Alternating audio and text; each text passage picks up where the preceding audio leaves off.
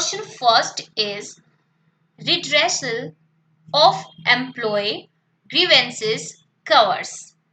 Grievances का question हम लोगों ने कल भी किया था एक, ठीक है। तो उसमें हमने पढ़ा था कि ग्रीवेंसेस जो होती है वो डाउनवर्ड चैनल ऑफ कम्युनिकेशन को प्रोवाइड नहीं करती।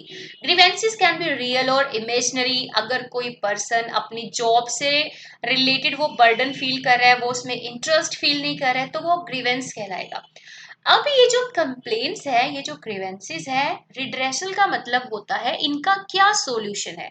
आखिर आप क्या करें जिससे आपके एम्प्लॉइज की जो ये कंप्लेंट्स या ये जो दुख है, ये जो ग्रीवेंसेस है regarding working conditions, regarding salary, wages, तो आप इनका रिड्रेसल कैसे करोगे, इन केस आप इनका इलाज कैसे करोगे।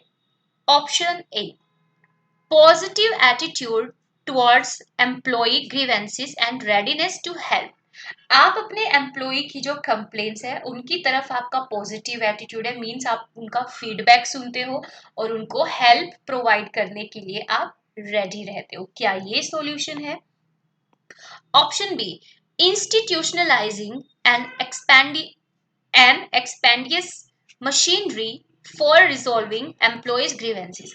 मीन्स आप एक ऐसी मशीनरी बना दो, एक ऐसा डिपार्टमेंट, एक ऐसी यूनिट या एक ऐसा मशीन आपके पास हो जिसके थ्रू आप अपने एम्प्लॉयज की ग्रीवेंसेस को सोल्व कर पाओ, उनका सॉल्यूशन। मशीनरी का मतलब गाइस यहाँ पर ये नहीं है कि कोई एक मशीन, मशीनरी का मतलब है यहाँ पर एक आप टीम बना सकते हो, एक आप यूनिट बना सकते हो जो एम्प्लॉय की ग्रीवेंसेस से रिलेटेड क्या करेगी, सॉल्यूशन करेगी।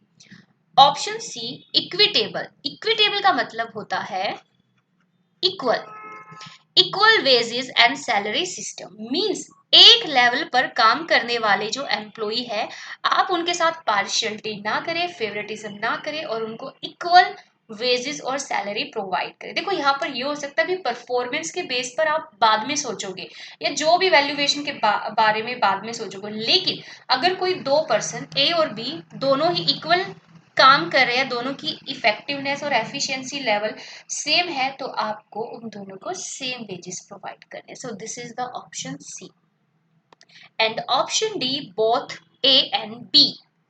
ठीक है, तो अब यहां पर आपको ये बताना है कि redressal of employees grievances covers. देखो, अगर आप अपने एम्प्लॉयज को already equal wages and salary provide कर रहे हो तो वहां पर तो रिड्रेसल की बात ही नहीं आती। तो यहाँ पर हमारा आंसर हो जाएगा ऑप्शन डी। ठीक है, option both A and B कि एम्प्लॉइज की ग्रीवेंसेस को रिड्रेसल करने का एक तरीका है कि एक मशीनरी बना देना जिससे आप उनकी ग्रीवेंसेस को सॉल्व कर पाओ और एक पॉजिटिव एटीट्यूड रखना उनकी हेल्प करने के लिए। लेकिन अगर ऑलरेडी आप इक्विटेबल वेजेस और सैलरी प्रोवाइड कर रहे हो तो फिर यहाँ पर रिड्रेसल की बात नहीं आती। So the option D.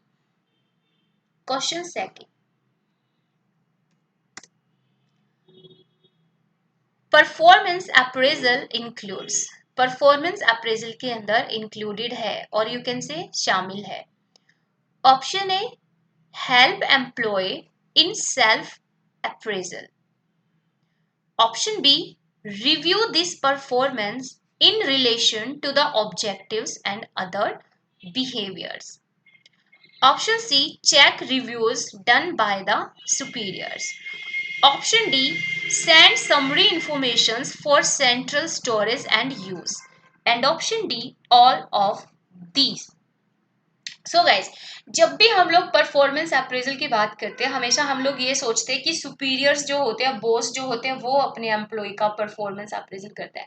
But बहुत सारी ऐसी टेक्निक्स होती है जिनमें आप अपने एम्प्लॉय को भी मौका देते हो कि आप अपनी परफॉर्मेंस को रेट्स प्रोवाइड करिए। आप अपनी परफॉर्मेंस के बारे में बताइए कि आप अपनी परफॉर्मेंस को अच्छा समझ रहे हो या ये आप इसको सही नहीं समझ रहे हो कि भाई इतनी परफॉर्मेंस होनी चाहिए थी, बट जो टारगेटेड जो रिजल्ट्स थे उसके अकॉर्डिंग आपकी परफॉर्मेंस नहीं हुई है। तो परफॉर्मेंस अप्रेजल के अंदर सेल्फ अप्रेजल भी आता है और आप यहाँ पर एक पर्सन की परफॉर्मेंस को कंपनी के ऑब्जेक्टिव्स के साथ या उसके जो प्रायर सेट जो ऑब्जेक्टिव्स थे उनके साथ और अदर दूसरे एम्प्लॉयज के बिहेवियर के साथ आप कंपैरिजन करते हो।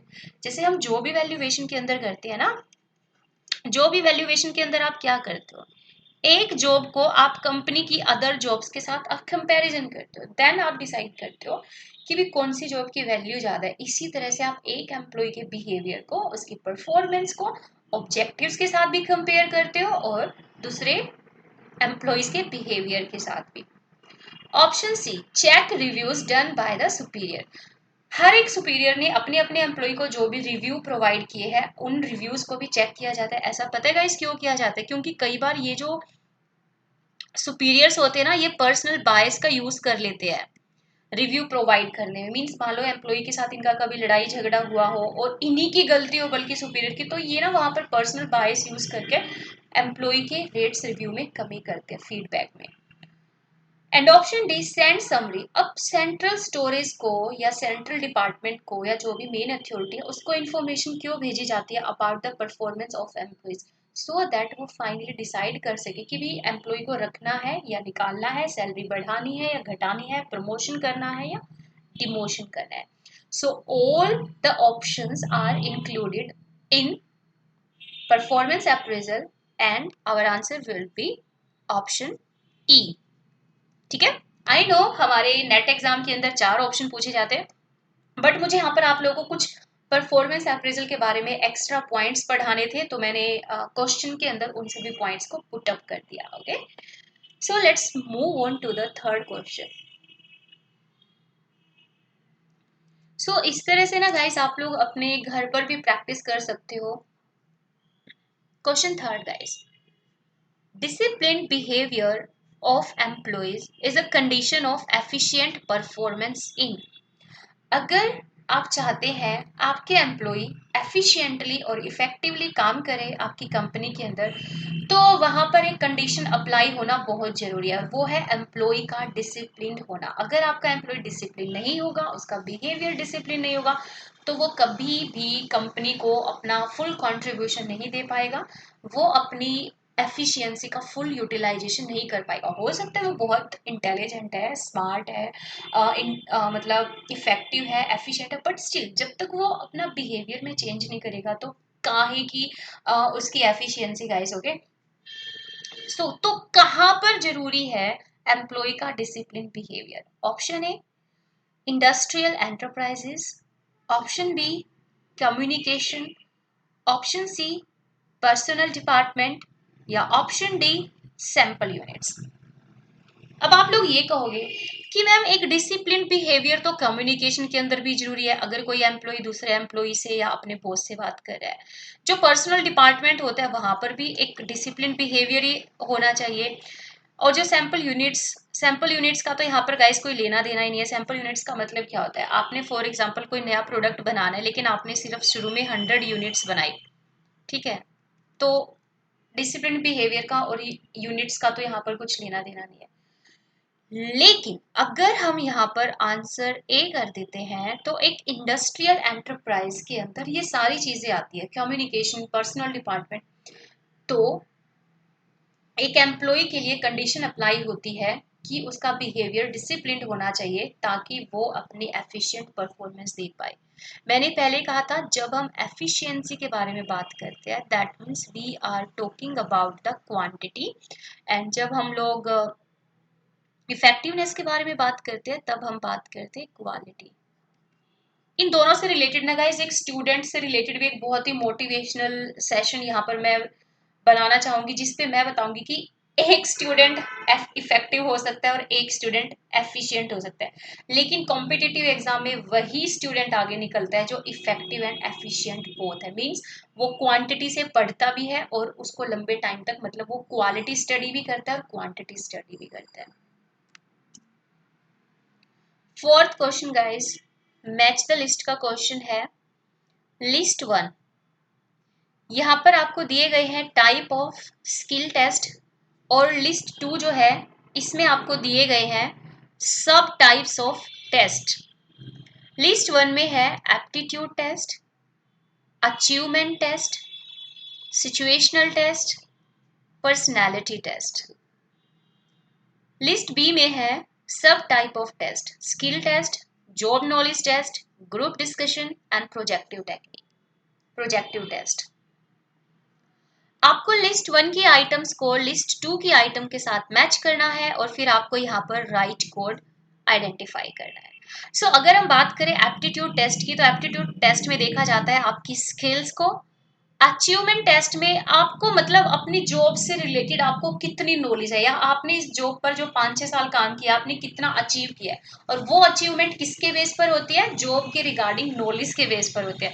बिना नॉलेज के कोई अपनी जॉब पर कभी भी अचीवमेंट कर पाएगा इस नहीं। Situational test, group discussion means group discussion के अंदर ऐसा होता है ना कि आपको कुछ सिचुएशंस वहां पर प्रोवाइड की जाती है और वहां पर 16-18 बंदे बैठे होते हैं और वो फिर अपना वहां पर अपना पॉइंट ऑफ व्यू रखते हैं। Personality test is projective test, ठीक है। Projective test guys, projective technique की बात करें हम लोग, जैसे थीमेटिक टेक्निक होती है, ठीक है, थर्ड पर्सन टेक्निक होती है। तो ये सारी, अगर आप प्रोजेक्टिव टेक्निक्स पढ़ना चाहते हैं तो अन अकेडमी पर ये गाइस ये लेसन मैं पढ़ा चुकी हूँ, लेकिन धीरे धीरे मैं कोशिश कर रही हूँ ये सभी टॉपिक मैं यूट्यूब पर भी लेकर आऊँ। अगर आप यूट्यूब पर भी ये टॉपिक चाहते हैं तो मुझे कमेंट सेक्शन में जरूर बताइएगा। बाकी अन अकेडमी पर जो मैंने प्रोजेक्टिव टेक्निक पढ़ाया हुआ है बहुत ही ग्रेट डेप्थ नॉलेज के साथ पढ़ाया हुआ है 2 to 3 लेसन के अंदर, तो वो लिंक मैं आप लोगों को डिस्क्रिप्शन बॉक्स में प्रोवाइड कर दूंगी। क्वेश्चन हम लोग सोल्व कर चुके हैं। ए बी सी डी के लिए राइट मैच है 1 2 3 4 and 1 2 3 4 is in the option A guys. Okay, and here is our last question, fifth question. The objective of the selection decision is to choose the individual who can most successfully perform the job from the pool of। Selection decision का जो main उद्देश्य होता है वो ये होता है कि आप एक ऐसे इंडिविजुअल को चूज करते हैं जो कि सक्सेसफुली जॉब को परफॉर्म कर पाए फ्रॉम द पूल ऑफ। अब ये पूल अनक्वालिफाइड कैंडिडेट का होना चाहिए या क्वालिफाइड का, या फिर क्वालिफाइड कॉरेस्पॉन्डेंट का, या क्वालिफाइड एक्सपर्ट का, ठीक है।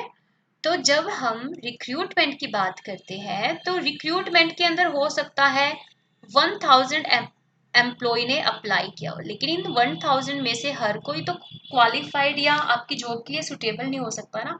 और आपको एम्प्लॉय चाहिए 200, तो आप इन 1000 में से आप इन 200 एम्प्लॉय को क्या करोगे, सिलेक्ट करोगे। लेकिन जब आप रिक्रूटमेंट के अंदर एप्लीकेशन जगह जगह पब्लिश करते हो, मैगजीन्स के अंदर, न्यूज़पेपर के अंदर कि हमारी कंपनी के अंदर इस तरह के पर्सन की जरूरत है, तो आप क्या चाहते हो, आप ये चाहते हो कि हमारे पास जो एक्सपर्ट, एक कंपनी का जो ओनर है गाइस या एक रिक्रूटर जो, वो क्या चाहेगा कि उसके पास अनसुटेबल कैंडिडेट्स की एप्लीकेशन आए या जो फिर क्वालिफाइड कैंडिडेट्स है उनकी एप्लीकेशन आए। डेफिनेटली आप ये चाहोगे कि आपके पास बेस्ट क्वालिफाइड कैंडिडेट्स की एप्लीकेशन आए। और इसीलिए सिलेक्शन डिसीजन का मेन उद्देश्य होता है पूल ऑफ क्वालिफाइड कैंडिडेट में से ही बेस्ट कैंडिडेट को चूज करना। So our answer is option A. तो इस तरह से गाइस डेली बेसिस पर अब आप लोगों को 10 to 15 मिनट की ये सेशंस प्रोवाइड किए जाएंगे, बिकॉज लाइव स्ट्रीमिंग के अंदर गाइस बहुत प्रॉब्लम फेस हो रही है और मैं नहीं चाहती कि हम लोग लाइव स्ट्रीम जाए फिर 15-20 मिनट आधा घंटा वेस्ट हो जाए, कभी वहां पर पिक्चर्स ब्लर्ड हो रही है, कभी वॉइस क्लियर नहीं आ रही है। तो इससे अच्छा है इस तरह से इन सेशंस को चलाया जाए। तो आप लोग अपना स्कोर बताइएगा मुझे, आउट ऑफ 5 कितना आया कमेंट सेक्शन के अंदर।